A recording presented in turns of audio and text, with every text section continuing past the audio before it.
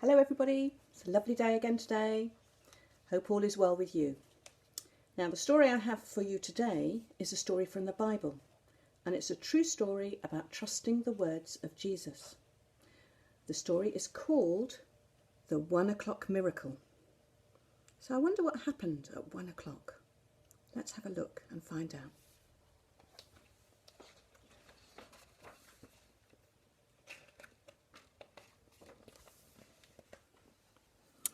Long, long ago, there lived an important man who worked for the king. But he was sad and so worried because his son was very ill. So ill he was going to die, and no one could help him. But then he heard that a man called Jesus was doing the most amazing, wonderful things. He heard that Jesus was making ill people well again. He heard that Jesus was doing things only God can do. So the man decided to ask Jesus for help. The man and his son lived in Capernaum by the sea. But Jesus was staying in Cana, more than 20 miles away. It was a very long walk and uphill all the way. But the man had decided that he must see Jesus. So he said goodbye to his son and his family, and he set off to see Jesus. Up the hill he walked, and sometimes ran, because he wanted so badly to see Jesus. The sun went down, the night was dark, and the stars were bright, but the man didn't stop.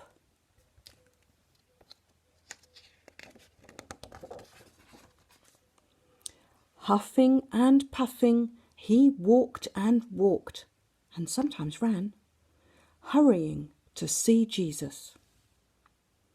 The sun came up, the morning arrived, but there was still a long, long way to go. Puffing and panting, the man walked, and sometimes ran, because he needed to see Jesus. At last, at 1 o'clock in the afternoon, the man reached Cana, the town where Jesus was.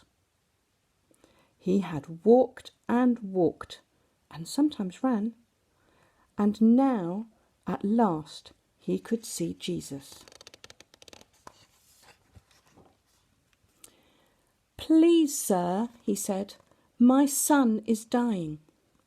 Please come with me. Please make him better." The man knew that if Jesus came with him and touched his son, the boy would be well again. But Jesus just said, "Go." What? Go home without Jesus? After all that walking and even running to get Jesus to come? But Jesus hadn't finished. "Go," Jesus said, and then he added, "Your son will live."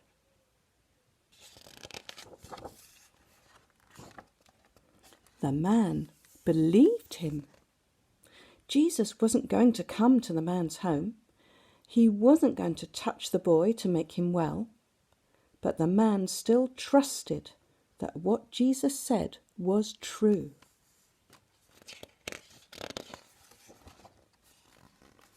Down the hill he walked, and sometimes ran, because he believed Jesus.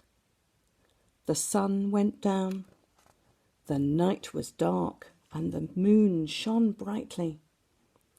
The man felt so tired, but on and on he walked, and sometimes ran, because he trusted Jesus. The sun came up, a new morning arrived, and still he walked and walked, though his back ached and his legs were very, very tired.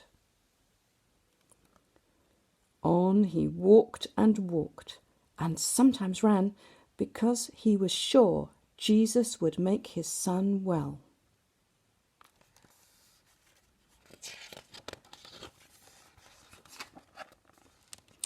Then, far away in the distance, he saw some men. They came closer and closer. They were his own servants. They must have some news, he thought. But what news would it be? "Sir," they said, "it's your son. He is alive. He is well again." The man was bursting for joy. "When?" the man asked. "When did he get better?" "Yesterday, at 1 o'clock in the afternoon." 1 o'clock? 1 o'clock? 1 o'clock, the men replied. Then the man remembered.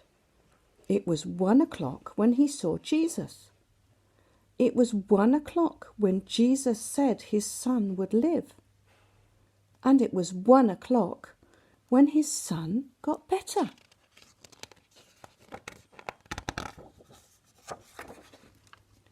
Jesus didn't need to go and see the boy.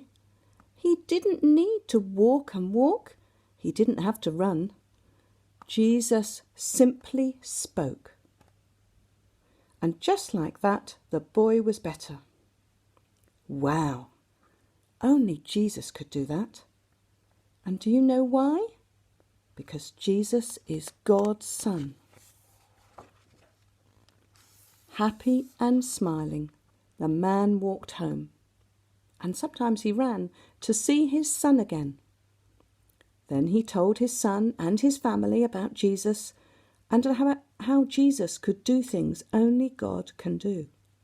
And they all believed in Jesus, God's Son, too. And now that the man's son was well, what could he do? He could smile and he could laugh. He could walk and he could run. And all because of Jesus.